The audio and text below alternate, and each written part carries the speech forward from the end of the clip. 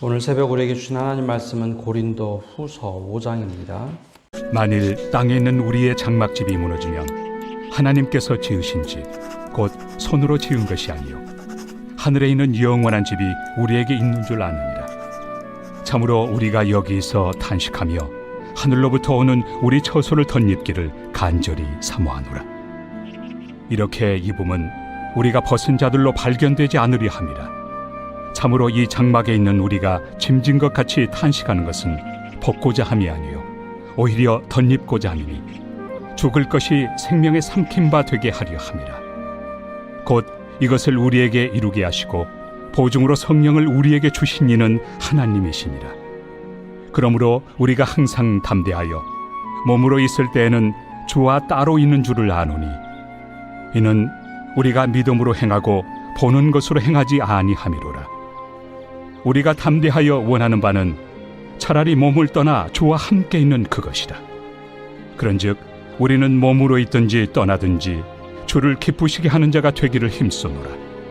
이는 우리가 다 반드시 그리스도의 심판대 앞에 나타나게 되어 각각 선악간에 그 몸으로 행한 것을 따라 받으려 함이라. 우리는 주의 두려우심을 알므로 사람들을 권면하거니와 우리가 하나님 앞에 알려졌으니 또 너희의 양심에도 알려지기를 바라노라. 우리가 다시 너희에게 자천하는 것이 아니요 오직 우리로 말미암아 자랑할 기회를 너희에게 주어 마음으로 하지 않고 외모로 자랑하는 자들에게 대답하게 하려 하는 것이라.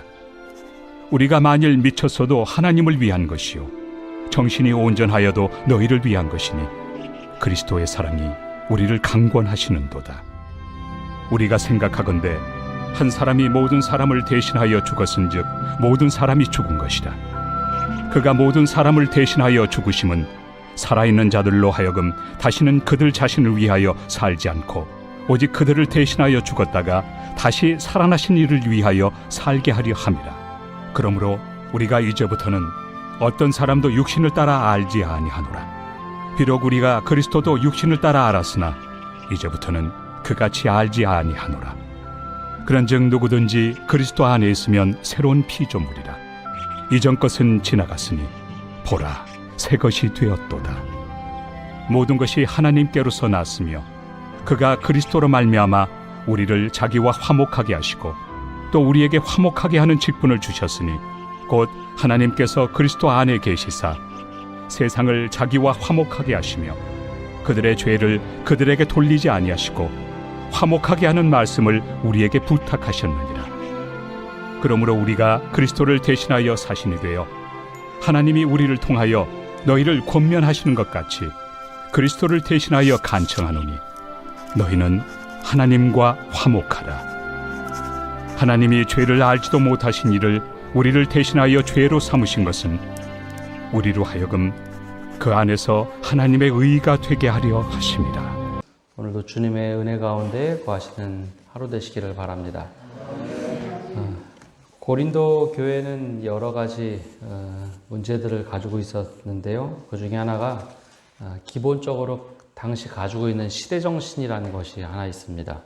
우리나라 사람들도 사상을 가지고 있고 서양 사람들도 사상을 가지고 있죠. 그러니까 우리가 가지고 있는 생각에 믿음이라는 것을 덧입다 보면 믿음을 왜곡해서 보기도 하고 또 다르게 이해하기도 합니다. 제가 좀 자주 말씀드리는 것 중에 하나가 우리나라 사람들은 샤머니즘도 굉장히 강하고 인과응보 생각이라는 것이 강합니다.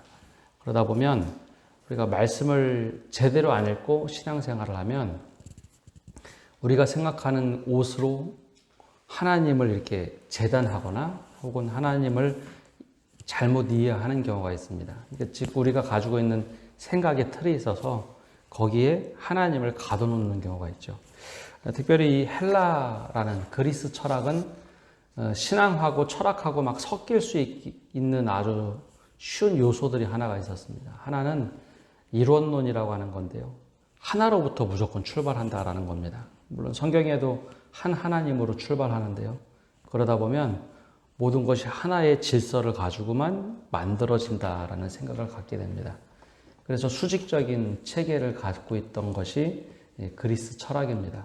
그래서 신앙도 삼위일체 하나님을 믿기보다는 하나의 한 하나님만 믿도록 강요를 했죠. 오늘 말씀에는 그 중에 하나가 그 유명한 플라톤이 가지고 있던 이데아 사상이라는 것이 등장을 합니다. 무슨 얘기냐면 육신은 악하고 영혼은 선하다라는 생각을 가지고 있는 사람들이 헬라 철학을 가지고 있던 사람들입니다. 이것은 뭐 생각을 너희들 바꿔야 된다 아무리 얘기를 해도 태어나면서부터 어려서 교육을 그렇게 받았기 때문에 사고방식이 그렇습니다. 육체는 악하고 영혼은 선하다. 그래서 사람들이 죽는다고 하면은 육신으로부터 영혼이 떠나간다라고만 생각을 합니다. 아, 이제는 자유로워졌다. 악한 육신에 있다가 영혼이 떠났으니 자유로워졌다. 그러면 과연 부활이라는 것을 믿을 수 있을까요? 다시 악한 육신의 몸으로 영혼이 들어오는 겁니다. 그러니 부활을 믿기가 굉장히 어렵죠. 그래서 사도 바울은 오늘 말씀 속에 과연 부활이나 죽음이라는 것을 그렇게 이해하면 되는가? 그것이 아니라고 이야기하면서 죽음으로 끝나는 것이 아니라 우리가 생명에 삼킴바 됐다라는 표현을 씁니다. 좀 다르죠? 죽었다가 육신이 영혼을 담고 있다가 육신은 사라지고 영혼은 영원 불멸로 가는 것이 아니라 우리는 거꾸로 죽음에 삼킨 것이 아니라 생명에 삼킨 바가 되어서 하나님께서 예비하신 장막집에 들어가는 존재다. 새로운 육신으로 들어가는 존재다라고 이야기를 합니다. 이게 생각이 다르기 때문에 거기에 맞도록 설명을 해주는 거죠. 그래서 사도 바울이 부활을 얘기할 때는 육신이 사라지는 게 아닙니다. 새로운 영, 새로운 육으로 우리가 완전히 부활한다라고 이야기를 하죠. 그러나 여기 또 한 가지 사도 바울이 이야기하는 것 중에 하나가 이신칭의 즉 믿음으로 말미암아 의인은 믿음으로 말미암아 살리라 함과 같다라는 이야기를 하도 많이 하다 보니 맞아 믿음만 중요해 우리 행위는 전혀 중요하지 않아 라고 생각하는 고린도 교인들이 좀 있었죠. 그러다 보니 사도 바울이 정말 행위는 아무것도 아닌가 그렇다고 이야기하지 않습니다. 10절의 말씀을 보면 이렇게 얘기하죠. 이는 우리가 다 반드시 그리스도의 심판대 앞에 나타나게 되어 각각 선악간에 그 몸으로 행한 것을 따라 받으려 함이라. 무슨 얘기냐면 우리가 그리스도인으로 살아가면서 선악간에 행했던 그 모습대로 우리가 심판을 받는다라고 하는 이야기를 하고 있습니다. 이게 어떤 얘기냐면 우리가 구원받는 것은 예수님의 은혜로 하나님의 은혜로 말미암아 구원을 받습니다. 예수님을 믿고 죄사함을 받아서 구원을 받으나 우리가 잘못하고 선하게 행동하는 것에 따라서 하나님께서 꾸짖음은 분명히 있다라는 것이죠. 그 예수님을 믿는다고 하면서 평생 내가 의도적으로 악하게 살아간다. 과연 그것이 이제 믿음과 신앙과 행동이 일치하는 것일까? 일치하지 못할 때 하나님 앞에 심판대 앞에 가면 분명히 꾸짖음과 심판대에서 책망은 있다라는 것을 이야기하고 있습니다. 그리고 11절부터 17절까지는 한 가지 그 당시에 사도 바울을 향해서 계속해서 비난하는 이들을 향한 응답 중에 하나입니다.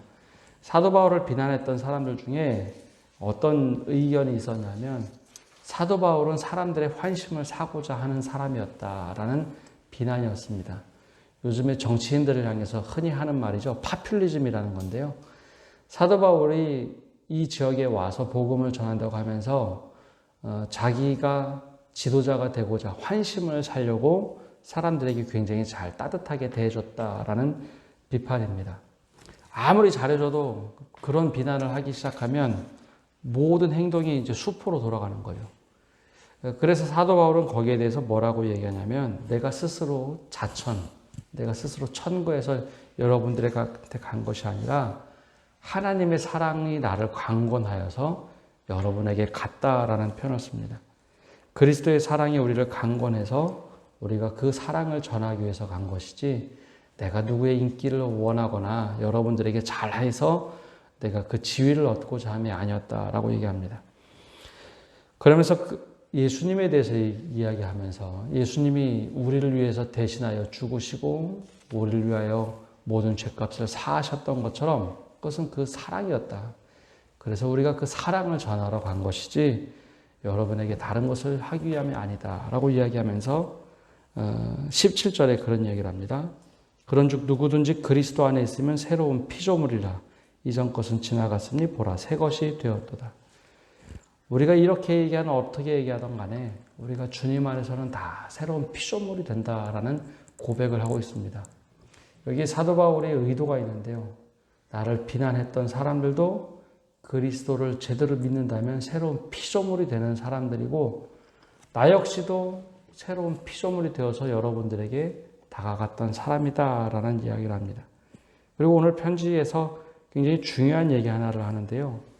왜 하나님께서 사람들과 이 관계를 맺어갈 때 과연 어떠한 관계를 맺어갔는가 하는 이야기를 하고 있습니다. 18절 말씀에 보면 모든 것이 하나님께로서 났으며 그가 그리스도로 말미암아 우리를 자기와 화목하게 하시고 또 우리에게 화목하게 하는 직분을 주셨으니 라는 표현을 씁니다.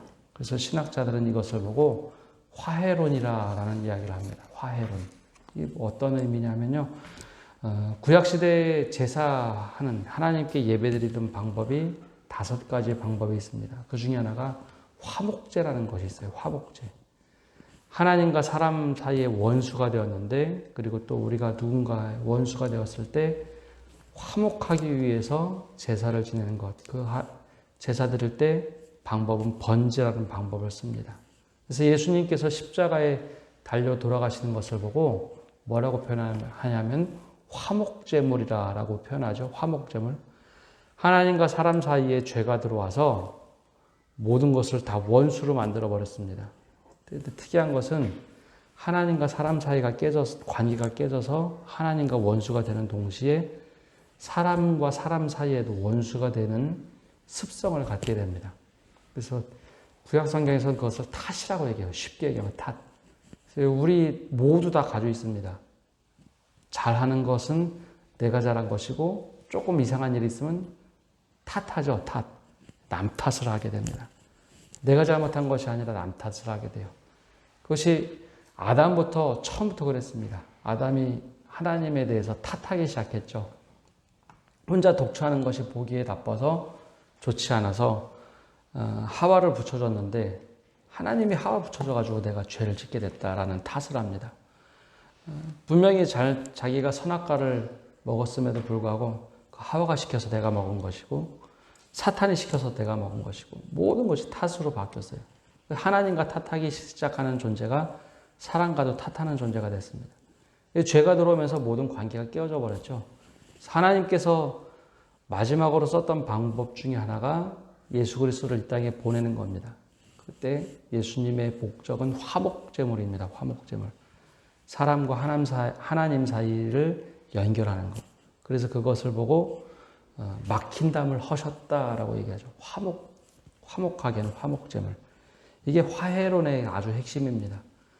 그러면 우리가 어떻게 살아야 되는가? 그리스도인들이 살아가는 방법은 하나님과 사람 사이에 막혔던 담을 허물어뜨리는 것, 즉 화해를 이루도록 예수 그리스도를 소개하는 것이고, 그럼 그리스도인들이 또 하나의 방법, 살아가는 방법은 수평적으로 사람과 사람 사이에 막혔던 담을 허무는 것, 이것이 바로 화해론의 핵심입니다.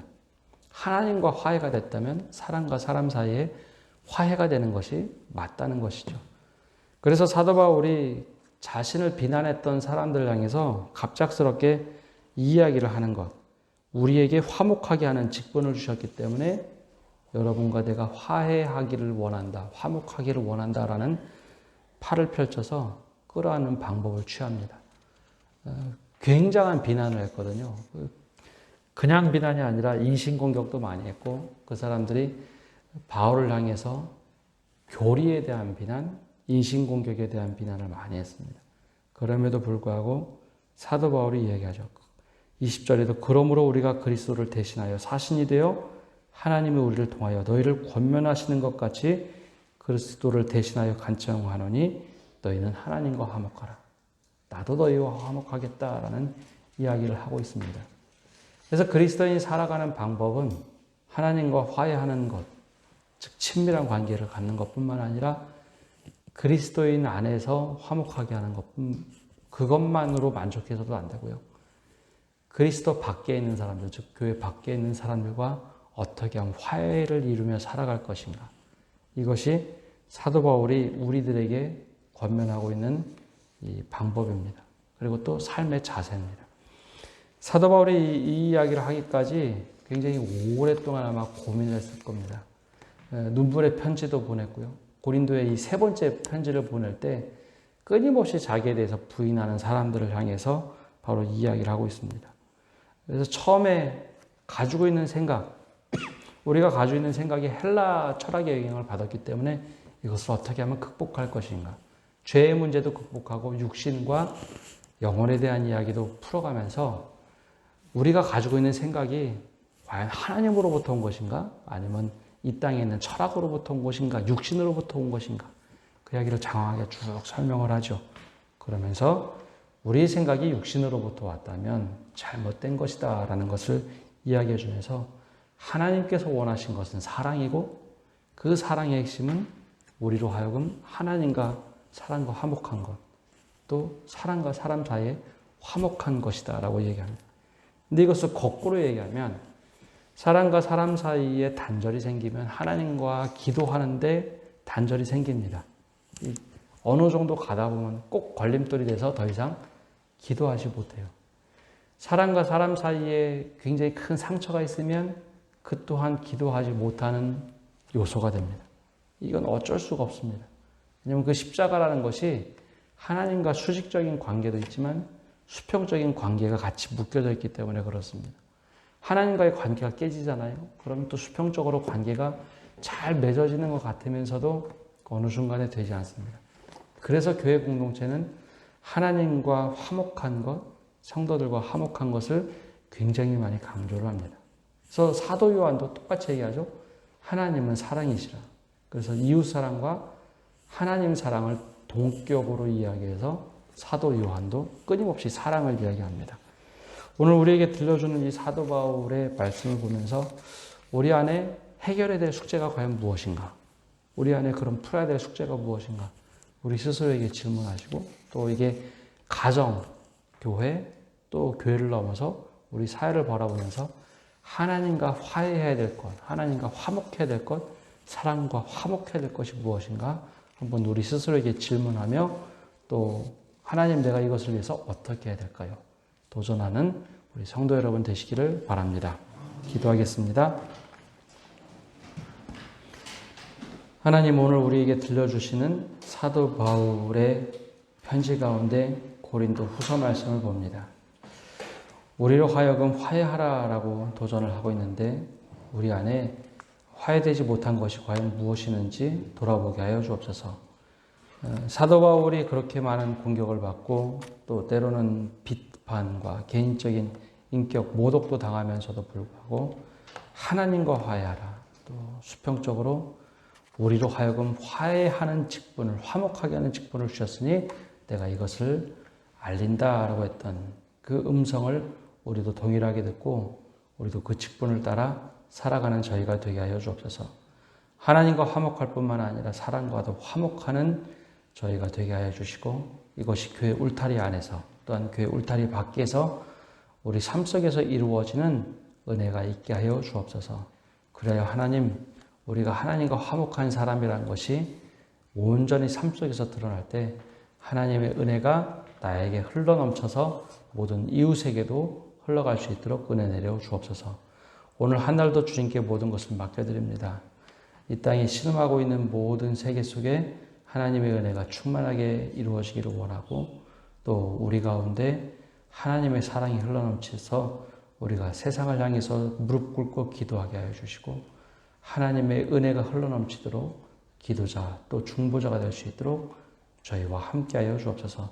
모든 것을 주님께 맡겨드리며 예수님의 이름으로 기도합니다.